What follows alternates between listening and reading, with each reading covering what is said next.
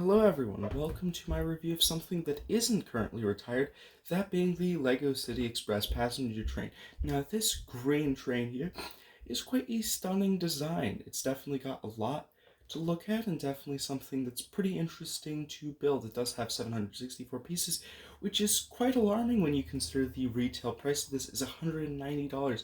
But for some weird reason, there's some pricing inconsistencies, and depending on where you go, you can either buy this for 190 or 180 or maybe even less or more, depending on which store you're looking at. This does is rated for ages 7 and up and is set 60337, coming in with 16 curved pieces and 8 straight pieces, and also having a station so that you do have a place to store all those passengers that you're going to be taking to work, to school, to who knows where. But the box does have a lot of detailing. You've got the train fully laid out. You've got the train operator's seat there, which does have a lifting up cockpit. You do have yourselves the detachment functionality featured there as well. You've got yourself a little bit of sales action with some hot dog sales person going ahead and giving out some food. You've got yourself a bike rack. You've got yourself some train communications. You've got yourself bike accessibility. You've got yourself a busy station with a train approaching. You've got yourself another look at the train in the bottom right corner. And of course, you've got the compatibility with both the controller and the app. A lot of fun stuff. Let's jump into it. Our first minifigure of the episode is going to be our train conductor, or operator, depending on how you see fit, but they do have themselves some navy blue pants with a navy blue hat to go about. Now this is normally a hat worn by bus operators, or in this case train operators, and it does fit the character quite nicely. Now, as has been seen as the consistency, we have been getting some of these very nice blue uniforms here, with this character in particular having themselves that nice blue overcoat with a little bit of a lighter blue undershirt with a little bit of an orange tie, name tag over there as well, with a few buttons and pockets, which makes them look pretty nice. They do have a very nice expression there, pretty happy about things, with a little bit of a mustache, and, some just generic standard eyes, making for a very nice looking minifigure. The back, however, is nothing too special. As seen with most LEGO City minifigures, there's nothing really to say about the back of the minifigure, and in many cases this is the same with other themes as well, which is quite unfortunate, but, you can kind of live on sometimes. Next up, in many ways, we have a very similar minifigure, which is going to take the role of either the train operator, or you can have them interchangeably working in kind of the little kitchen that we have, or kind of just like the little food operation area. So you can either have her operate as the train conductor, or you can have him work as the train conductor, but there's a little bit of interchangeability, so if you want to do some shift action, you can, which is pretty nice.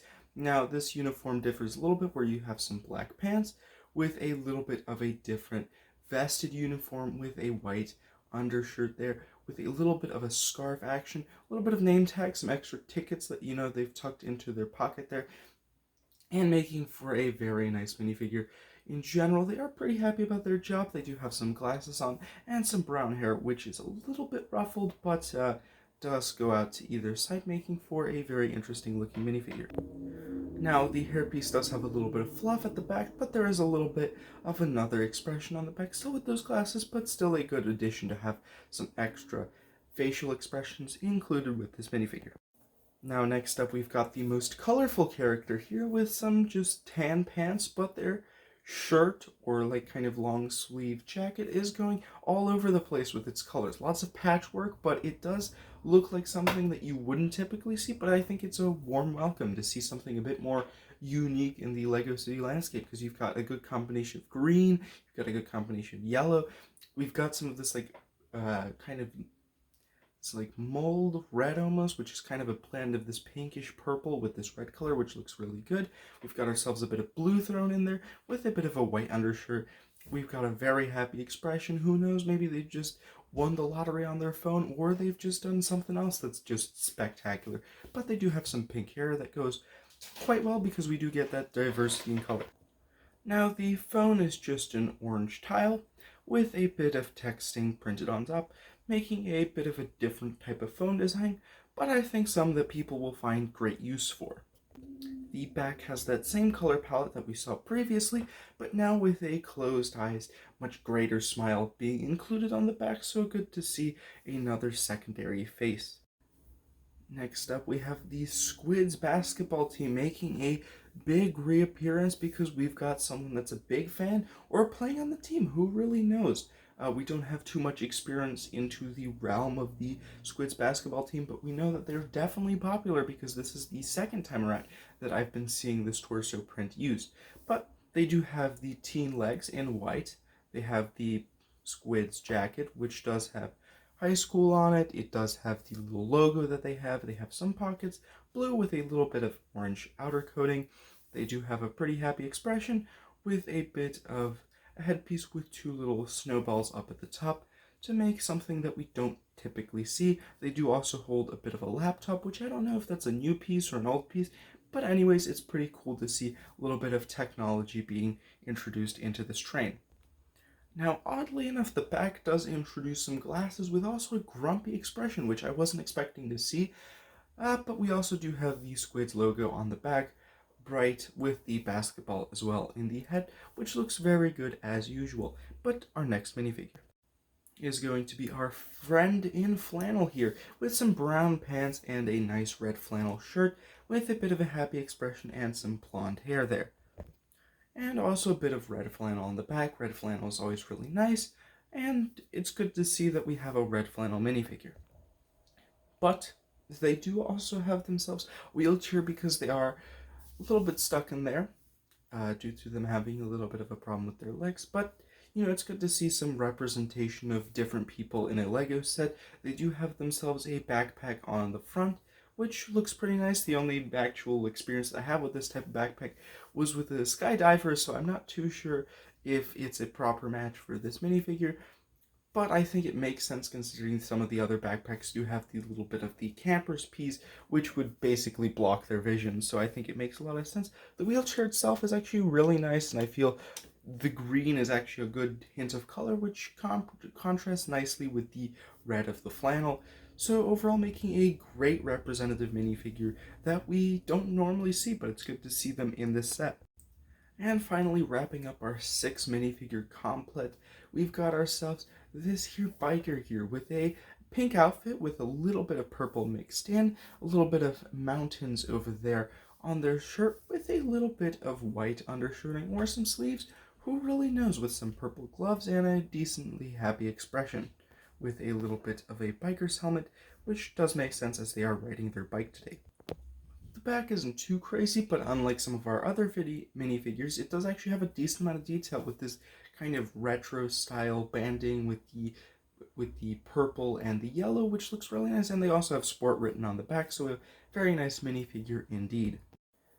Now, they do of course have their bike, and it can be used for a multitude of purposes. It does have a bit of pink with some headlights, and relatively it is pretty balanced, so it won't really fall over unless you're doing some exotic movements. But the fun part is that it does have a bit of luggage on the back, so if you want to have this be some kind of delivery driver, you can do that. If you just want them going out for a camping trip on their bike, you can also do that. So there's a bit of versatility in this bike, and it also just looks pretty good.